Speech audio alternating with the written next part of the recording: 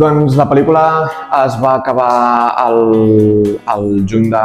l'any passat, del 2023, i llavors va passar una etapa de distribució per festivals en què no va haver-hi gaire sort i que hi havia com moltes negatives de festivals de no agafar la pel·lícula, però al final ara doncs, ens hem endut la il·lusió de que han començat a sortir festivals, de que sí que estan seleccionant la pel·lícula, i el primer que va donar el pistoletazo de salida va ser el Festival Internacional de Comèdia de Begur, i llavors hem anat a la Mostra de València, ara també estem aquí a Calella, també estem a l'Evolution Film Fest de Mallorca i aquesta setmana que ve també estem al Festival de Cinema de Girona.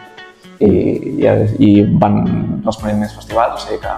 tindrem novetats.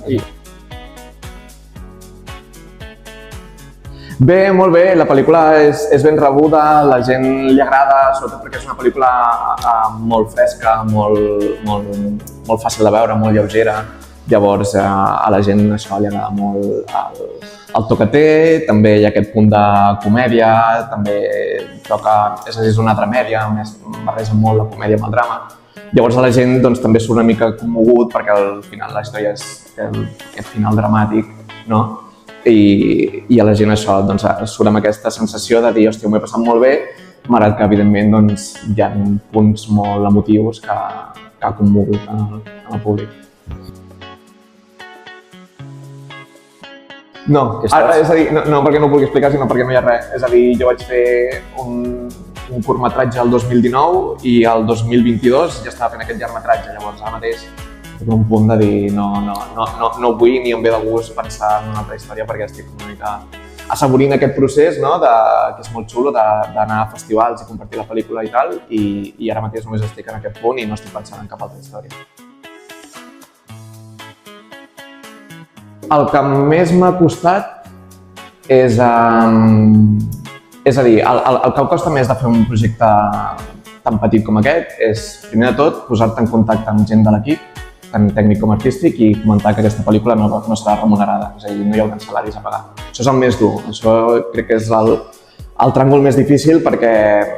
és això, al final tots estem treballant en un projecte, però malauradament no hi ha diners destinats a que puguin haver-hi salaris per gent de l'equip. I llavors, a nivell logístic, sí que el més difícil és que, clar, l'equip és molt petit. Llavors, jo, per exemple, quan va entrar la figura de director de producció, que va ser en Víctor Roche, a mi em va ajudar moltíssim perquè, evidentment, doncs, ella es va encarregar de gestionar i de delegar en el seu equip doncs, moltes tasques. Però, clar, al final l'equip és tan petit que falten mans. Llavors, jo igualment també em trobava amb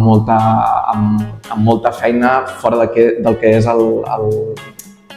camp de la direcció. És a dir, feia coses de producció, també de vestuari, de moltes coses, de direcció d'art també. Perquè, clar, falten mans i sí que tens molta gent a l'equip que t'està ajudant a tirar endavant aquest projecte, però igualment tu no et pots centrar només en dir, bueno, doncs m'encarrego només de la direcció, sinó que no, evidentment t'has de multiplicar i has d'ajudar molta gent perquè falten mans i és el que toca. Em sembla fantàstic, a més hi ha una secció especialment destinada a pel·lícules independents de baix pressupost, perquè per cineastes joves com jo i altres companys i companyes meves doncs, que hi hagi l'oportunitat de fer una pel·lícula amb poc pressupost, perquè malauradament ara mateix la situació és la que és i hem de tirar endavant projectes de la manera que puguem i amb els recursos que tenim, doncs que hi hagi un festival que tingui una secció especialitzada en donar acollida a aquestes pel·lícules, doncs em sembla fantàstic. Llavors, jo ja us ho dic ara que tinc molt bon record d'aquest, molt bon record.